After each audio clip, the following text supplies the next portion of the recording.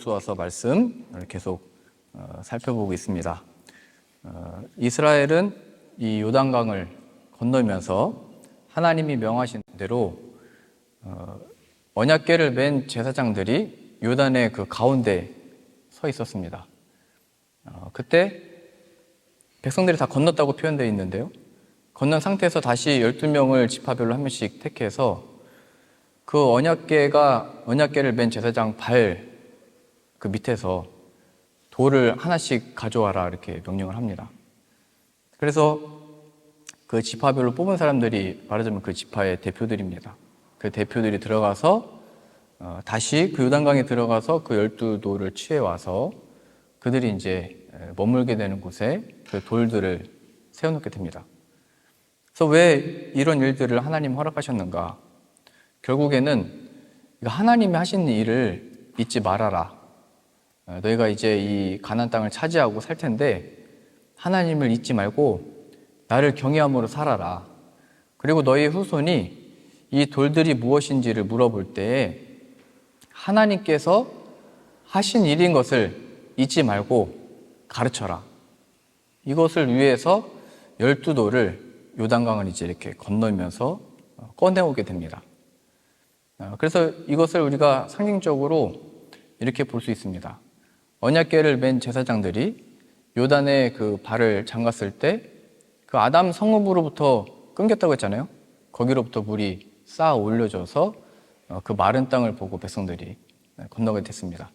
그래서 이것은 예수 그리스도께서 사망 권세를 끊어내시고 그 아담 성읍이라고 되어 있잖아요. 아담으로부터 흘렀던 하나님이 내리신 저주, 남자는 종신토록 땀을 흘려서 살아야 되고 여자는 자녀를 낳고 그들에게 이 죄의 결과로 사망의 권세 아래서 종노릇하다가 그 괴로움 속에 살다가 마지막 날에 그 심판을 받아서 하나님이 없는 곳으로, 하나님이 없는 영원한 곳, 그게 바로 지옥입니다. 그곳에 떨어지는 인생인데 그것이 아니고 이제 언약궤를 맨 제사장들을 통하여 그 요단을 끊어내시고 백성들을 건너게 하신 겁니다. 더욱더 상징적으로 12명을 뽑아서 다시 거기 들어가서 12돌을 가져왔다는 것은 이 돌이 가지고 있는 상징성이 또 있는 겁니다. 돌은 물 위에서 잠길 수밖에 없는 겁니다. 우리가 그 물 위로 이렇게 또 이름이 생각 안 나는데요. 돌을 던져서 물 위로 이렇게 몇 번 튕기는 게 있잖아요. 그러니까 바다를 향해 힘차게 돌을 던져도 몇 번 못 가서 물속에 빠져들게 되어 있습니다. 이게 돌의 특성입니다. 그래서 우리의 존재가 마치 이 세상에 살아가는 사람들이 요단에 잠긴 것과 같이 이 세상에 이 마귀의 권세 속에 살고 있는데 그 속에서 이 물을 끊어내는 자가 또 거기서 건져내는 자가 있어야만 물 밖으로 나올 수 있다. 이것을 보여주게 됩니다. 근데 우리는 이것을 기억하지 못하고 늘 이 물 속에서 세상 사람들도 이리 치우고 저리 치우고 이것을 의지해보고 저것을 의지해보면서 삽니다. 그런데 그 속에서 참된 어떤 자유나 어떤 만족이나 이 구원이 없다는 것을 세상 사람들도 아는데 방법을 모릅니다. 그래서 톨스토이가 그가 쓴 그 단편 소설 중에 한 가지가 있는데요.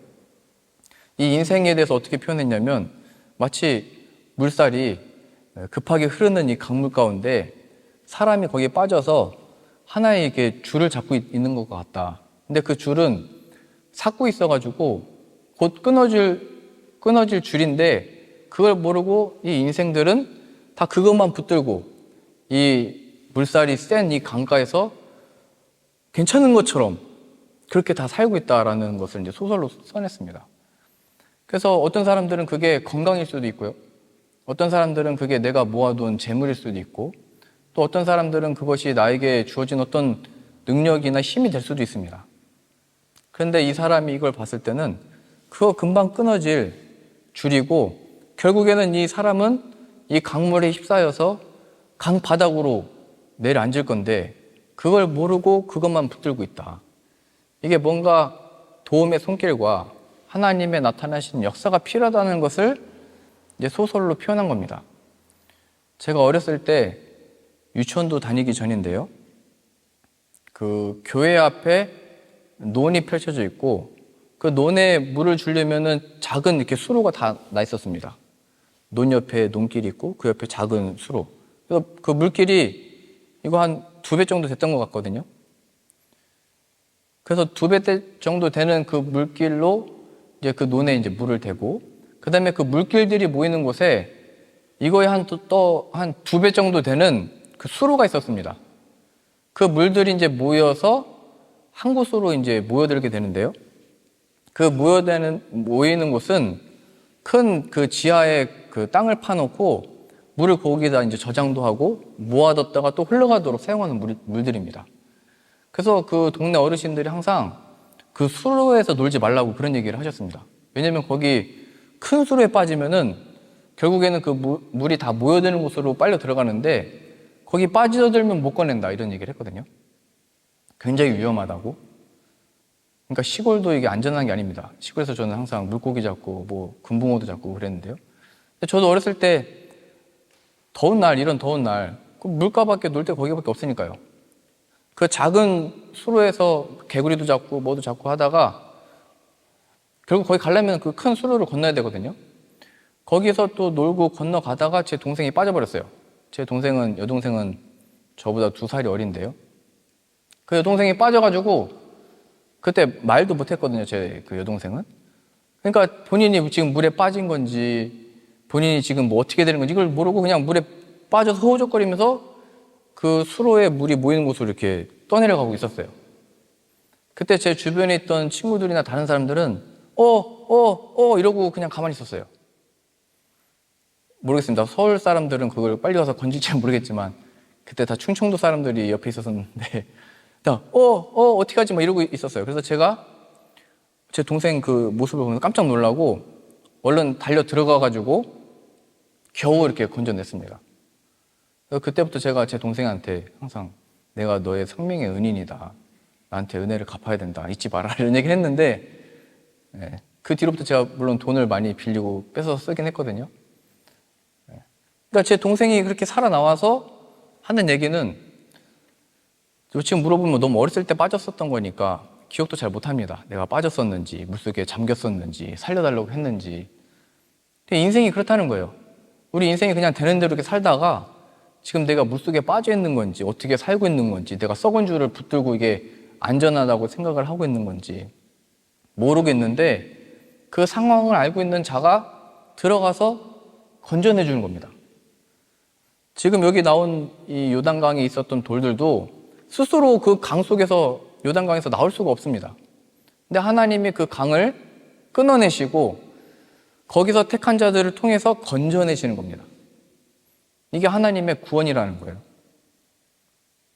그래서 마치 우리들은 이 돌과 같이 요단강에 잠겨있던 사람들인데 하나님이 예수 그리스도를 우리의 인생 가운데 보내셔서 그 강에 잠기도록 살게 둔 게 아니고 사망 권세를 끊어내시고 예수님의 택한 제자들을 통해서 결국은 우리들도 누군가의 전도를 받은 거잖아요. 그게 부모님이든 뭐 목사님이든 어떤 전도자든 그 전도를 받아서 건져냄을 받은 돌이 된 겁니다. 그러한 의미에서 우리 존재 자체가 하나님의 은혜로 구원받았다는 것을 늘 기억해야 됩니다. 다른 어떤 뭐 증거들이나 다른 어떤 것들도 아니고 이 세상이 요단강에 다 잠겨 있는 건데 예수 그리스도를 통하여 이 하나님 은혜를 알게 하신 것, 이 하나님의 구원을 발견하게 하신 것, 그게 바로 우리들의 간증인 겁니다. 그리고 더 나아가서 오늘 이 돌들을 이스라엘 백성들이 거주하고 있던 곳에 쌓아둬서 기념하게 했죠. 지금 우리 교회에서 이 기념하는 것들은 뭐 많이 있습니다. 십자가가 뭐 있기도 하고요. 교회 안에서 행하는 세례도 그겁니다. 물속에 들어가서 나는 죽고 예수님과 함께 살아나오는 것. 세례도 그 하나님의 살아계심 어떤 증거에 나타나는 표현들이고요. 그 다음에 성찬식도 마찬가지죠. 우리는 이 세상에 떡만으로 사는 존재들이 아니고 하나님이 내려주신 생명의 떡, 그 생명의 물, 예수님의 피의 보혈로서 사는 존재들이다라는 것을 계속 기념하는 어떤 모습들로 나오게 됩니다. 그리고 교회 요 뒤에 보시면은 그림들 있잖아요. 여기 가운데 있는 예수님의 피의 보혈을 상징하는 이 빨간색. 예수님의 피의 보혈이 생명의 문이다. 이런 의미를 또 가지고 있잖아요. 또 이 왼쪽에도 이게 좁은 문입니다. 예수님이 이게 좁은 문이지만 유일한 길이고 무덤이 열리는 유일한 또 문이고 이 문을 통해서만 하나님의 은혜들을 누릴 수 있다. 그리고 여기 왼쪽에 보시는 것처럼 십자가가 보이면서 이제 빛이잖아요. 이 세상의 빛이 바로 예수님이다. 그래서 교회들이 다 이런 어떤 상징적인 그것을 기념하고 기억하기 위해서 이런 것들을 다 남기고 있습니다. 그러니까 우리들이 이런 것들을 가지고 있고 세례를 받았고 성찬식을 했다로서 자체로서 의미를 있기보다는 이런 것들이 왜 있느냐. 바로 예수 그리스도를 통한 하나님의 구원을 가르치시고 나타내기 위해서 기념하게 하신 겁니다. 나를 기념하라. 예수 그리스도. 우리가 이것을 잊게 되면 늘 어떻게 세례를 받아야 되는지, 세례를 받을 때 손에 물을 적셔서 머리에 발라야 되는지, 물속에 들어갔다 나와야 되는지, 늘 이런 거로만 불필요한 논쟁을 벌이게 되는 겁니다. 또 성찬식은 빵을 들어서 찢은 다음에 나눠줘야 되는지, 아니면 잘라놓고 그냥 먹어도 되는 건지, 이런 얘기가 다 불필요한 얘기들이 가득하게 됩니다. 예전에 과거에 그런 일이 있었습니다. 내가 어떤 목회자한테 세례를 받았는데 그 목회자가 신사참배를 했다. 그래가지고 나는 세례를 다시 받고 싶다. 그렇게 고백하시는 분들이 있습니다.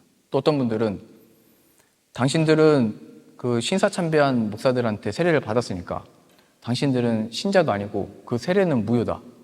이런 논쟁들이 있었습니다. 일제 식민 지배를 받았을 때요. 그랬을 때 성경을 통해서 우리가 확인하는 것은 우리가 사람을 통해서 세례를 받았으나 그 세례의 권위는 하나님과 예수님과 성령의 이름으로 세례를 받은 거기 때문에 아무 상관이 없다. 그러니까 예수님을 보지 못하고 또 누구한테 세례를 받았는지, 누구한테 기도를 받았는지, 또 누가 나를 위해서 기도해주고 있는지 늘 이것만 관심이 있다는 거예요. 하나님이 이 돌들을 세우신 이유는 나를 기념하고 나를 경외함으로 살아라.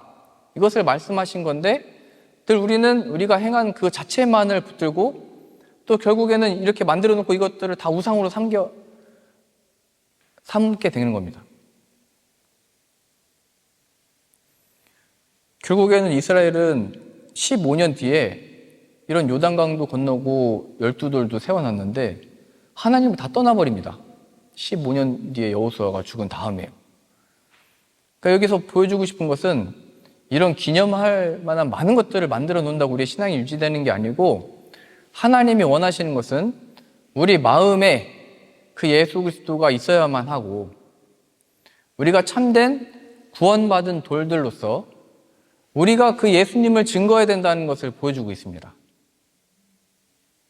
다른 어떤 우리가 영국에도 다녀오고 사역들을 준비하고 있잖아요.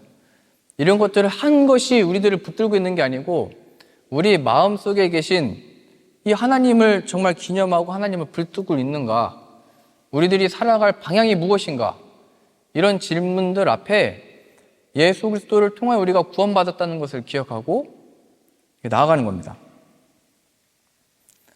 그래서 저는 오늘 이 말씀 보면서 이 말씀들이 떠올랐거든요. 지금 언약궤를 맨 제사장들이 요단 강에 들어갔을 때 물이 끊기고 그 가운데 서 있었잖아요. 그리고 그 발 곁에 있는 돌들을 꺼내왔습니다. 그 창세기 3장에 첫 인간들이 죄를 졌을 때 하나님이 뱀에게 저주하시면서 무슨 말씀을 하셨냐면 여제 후손이 내 머리를 상하게 할 거다. 뱀의 권세를 끊어내시겠다는 거거든요. 하나님 앞에 불순종하도록 했던 그 모든 것들을 끊어내실 건데 이것이 로마서에서는 뭐라고 표현되어 있냐면 평강의 주님이 속히 사단을 너희 발 아래 상하게 할 것이다. 이런 표현이 있습니다. 속히 사단을 너희 발 아래에 상하게 할 것이다. 그래서 하나님이 택한 12명이 들어가서 언약궤를 맨 제사장의 발 곁에 있는 그 돌들을 가져오는 겁니다. 마귀의 권세 속에 잠겨있던 자들을 하나님이 부르신 자를 통해서 건져내시는 겁니다. 요단을 끊어내신 그 역사가 예수 그리스도를 통하여 펼쳐졌고, 이제는 거기서 건져냄을 받은 우리들과 같이 우리들을 통하여 그 권세를 끊어내고 영혼들을 살려내는 역할로 우리들을 부르시는 겁니다.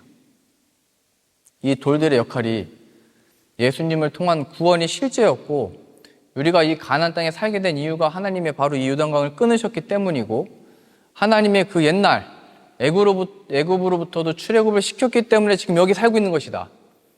이 후손들에 대한 뿌리의 설명이 이 돌들을 통해서 설명하셨던 것처럼, 이제는 우리를 통하여 우리 주은이가 왜 독일에 있는지, 여기서 왜 공부를 하고 있는지, 또 앞으로 우리가 태어나게 될 우리 자녀들이 왜 우리가 여기 존재하게 됐는지, 그 설명이 바로 그 예수 그리스도를 믿는 우리들의 믿음이라는 겁니다.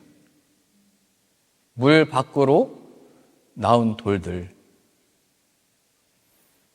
그래서 이것은 잘 아시는 것처럼 우리의 능력으로 할 수 있는 것이 아니고, 예수님이 이것을 다 끊어내셨다는 것을 믿음으로 이제 들어가서 이 역할들을 할 수 있는 겁니다. 그 사도행전 1장 8절 말씀에 우리 같이 한번 찾아보시죠. 사도행전 1장 8절입니다. 오직 성령이 너에게 임하시면 너희가 권능을 받고 예루살렘과 온 유대와 사마리아와 땅끝까지 이르러 내 증인이 되리라. 이제는 성령을 받은 사람들이 이 하나님을 기억하게 하고 기념하게 하고 나타내는 자들로 이제 쓰임을 받게 되는 겁니다. 그래서 여기 받게 된 이 권능이라고 하는 것은 그 어디에서나 우리가 붙들었던, 또 우리가 요단강에 잠겨서 우리가 의지했던 건강이나 어떤 실패나 우리가 원했던 것이 안 되거나 좌절했던 그 모든 것들에서 우리가 스스로 자유를 얻을 수가 없는데, 예수님을 통해서 거기에서 자유를 얻었다는 것, 거기서 구원을 얻었다는 것, 그게 바로 권능입니다. 예수 그리스도 안에서 나에게 매인받았던 모든 것에서 하나님이 나에게 자유를 주셨다. 그게 바로 권능입니다. 권능. 그래서 나에 대한 그 모든 그 어떤 상황들이 다 설명이 되는 겁니다. 예수 그리스도 안에 주어지는 자유와 소망과 권세가 무엇인지. 그래서 우리들의 삶은 계속 이 요단강이 잠긴 것 같은 상황들이 주어질 수 있습니다. 그러나 우리가 예수님을 믿음으로 그가 이 요단강을 끊으셨고 거기서 12돌을 택해서 하나님을 나타냈듯이 하나님 우리를 부르셔서 이 돌들과 같이, 이 돌이 뭘 스스로 능력이 있어서 할 수 있었던 게 아니잖아요. 누군가의 보냄을 받아서 그들이 이 돌들을 건져냈듯이 하나님께서 우리를 택하시사 예수님을 통하여 요단강을 끊어내시고 나를 구원하셨다.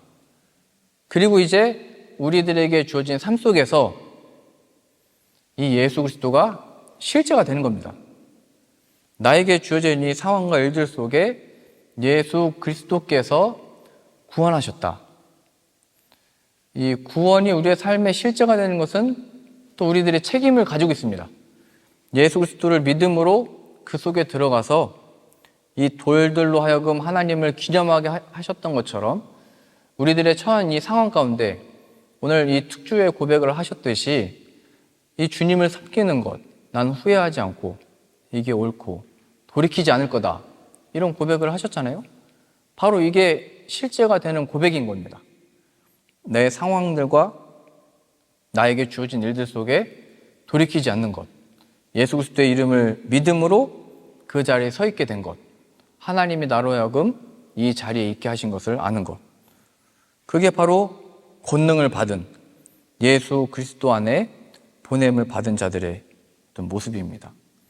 우리가 서 있는 곳이 예루살렘이든 또 유대 땅이든 사마리아이든 땅끝이든 우리들을 그곳에 보내셔서 하나님의 살아계심에 증인들로, 또 하나님이 우리에게 요단강을 끊으시고 구원해내신 이가 바로 예수님이라는 증인들로 우리들을 다 보내신 겁니다.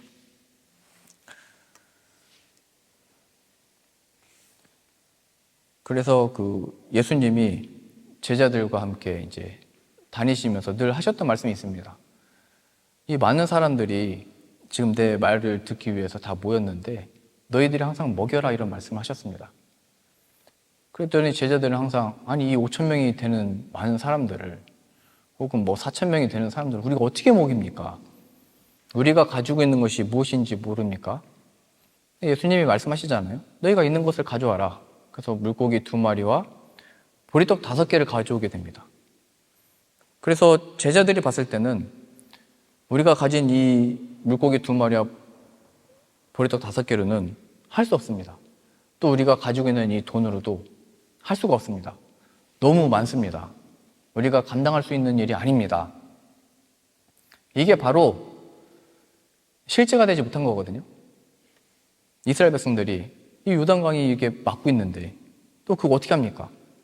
그리고 여기 뽑힌 12명으로 보자면 지금 막 요단강을 건너왔는데 다시 들어가서 무슨 12돌을 또 다시 가져옵니까? 예수님은 말씀하신 거예요. 너희가 먹여라.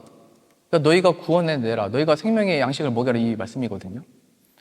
그랬던 제자들이 죽음에서 부활하신 예수님을 만나고 나서 어떻게 변하게 되는 거냐면 깊은 곳에 그물을 던져라. 그때 이제 표현이 이렇게 바뀝니다. 깊은 곳에 그물을 던져서 153마리의 물고기를 잡잖아요. 예수님의 죽음 앞에, 그게 바로 요단강에 잠긴 것 같은 상황인데 그들이 다시 낙심하고 상심해서 다시 어부의 생활로 돌아가서 밤새도록 그물을 던졌는데 물고기를 한 마리도 못 잡았다가 예수님이 다시 돌아오셔서 깊은 곳에 그물을 던져라. 근데 그 순간에는 베드로가 지금까지 자신의 판단과 경험과 그 일들로서는 내가 이 물고기 잡는 일에 베테랑인데, 근데 그 속에 예수님의 말씀에 순종함으로 그물을 던지니까 그 많은 물고기들을 잡게 된 겁니다. 그래서 이게 신기한 기적이다 이런 의미이기보다 이제 너희가 내가 택한 이 백성들을 부를 건데 너 베드로가 지금 순종함으로 그 물고기를 잡아서 이 양식을 얻었던 것처럼 이 생명의 양식을 내 말씀에 순종함으로 너도 얻고 이 영혼들을 구원해낼 거다, 이거를 보여주게 된 겁니다. 그러니까 예수님이 우리의 삶의 실제가 된다는 것은 이런 거예요. 예수님이 지금 요단강을 끊어내시고 아담으로부터 흐르는 그 저주를 다 끊어내시고 하나님의 구원이 임하신 것처럼 내가 그걸 믿습니다. 이제는 나에게 주어진 요단강에 잠긴 것 같은 나의 상황 가운데 그 예수님이 실제가 되겨놉니다. 그래서 이 돌들은 그것에 고백을 하는, 그것을 기념하고 예수님을 나타냈던 돌들이 됐던 것이고, 성령을 받은 주의 제자들은 예루살렘이든 유대든 사마리아든 땅끝이든 예수님의 증인이 됐던 겁니다. 예수님이 진짜다. 그가 부활하셨고 나에게 찾아오셨다. 이 로마의 식민 지배를 받는 것이 요단강에 잠긴 것 같다고 생각을 했는데 아니다. 예수님 구원자가 오셨는데 우리가 그걸 보지 못했던 것이 요단강에 잠겨 있었던 거다. 예수님이 내 삶에 이 구원을 이뤄내셨다. 그래서 식민 지배를 받고 있으면서도 예수님의 증인이 됐던 겁니다. 나의 상황과 일들은, 처지는, 육신은 연약해지고 힘들어지고 사망의 위협이 늘 있었으나 그 속에서 다 순교당했잖아요. 이 제자들이. 그 사도 요한만 순교를 당할 뻔했는데 불 속에서도 살아나와가지고 유배를 당했잖아요. 반모섬에. 나중에 여기도 한번 가보고 싶은데요. 다 순교를 당하는 그 순간에서 예수님의 증인이 됐던 겁니다. 이 글들을 또 남긴 겁니다.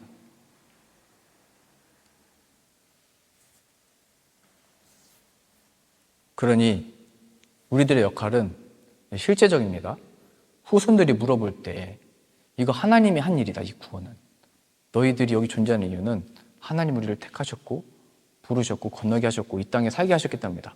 하나님을 섬기기 위해서 이 일들이 있었던 거다. 실제적인 거거든요. 이제 우리들에게 주어진 자녀들과 우리들에게 주어지는 그 사람들 속에 이 역할로서 부르게 된 겁니다. 뭐 나는 이 돌과 같이 돌이니까 아무 말도 안 하고 가만히 있으라는 얘기가 아니고, 돌이었으면 입을 안 주셨을 겁니다. 하나님 우리에게 입도 주셨고 눈도 주셨고 다 주셨습니다. 우리에게 주신 모든 것을 사용해서 우리들에게 주어진 삶 속에 예수님이 어떻게 구원의 이름이 되셨는지를 간증하셔야 되고, 그것이 하나님 우리를 부르신 이유입니다. 그래서 저는 이제 이것을 위해서 이제 란투슈틀에서 계속 예배를 드렸잖아요. 이제는 우리가 마치 영국에 가서 그런 사역을 했듯이 예배팀을 꾸리고 싶습니다. 그래서 우리 이제 구윤주 성도님 가정이 이기준 성도님 만화인 가셨는데 만화인 가서 예배도 드리고 싶고, 이제 자브리킨 가서도 예배를 드리고 싶습니다. 이제 하나님 우리들을 보내시는 그곳에서 모르겠습니다. 세상이 이런 얘기를 들으면 굉장히 안 좋아하겠죠. 돌을 건져내는 겁니다. 우리가 할 수 없지만 그 요단강을 끊으시고 마치 우리를 건져내셨듯이 이제 우리들로 하여금 그 사역들을 위해서 먼저 부르신 겁니다. 그 승주를 하나님이 다른 도시로 보내게 돼도 그런 역할들을 하러 보내게 되는 겁니다.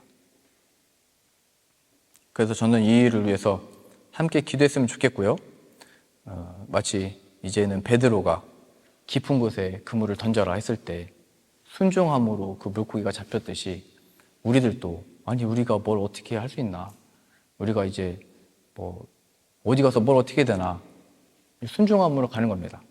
복음 들고 가는 그곳에서 예비하신 은혜들을 보게 될 것이고, 그 요단강을 끊을 능력이 예수님께 있다는 것을 또 함께 발견하게 될 것이고, 영혼들이 살아나는 것을 인하여 함께 기뻐하고 하나님께 영광 돌리고 쓰임받는 것을 이제 경험하게 될 것입니다. 이 일을 위해서 함께 기도 부탁을 드리고요. 또 이 일에 함께 쓰임받는 저 여러분들 다 되실 수 있기를 바랍니다.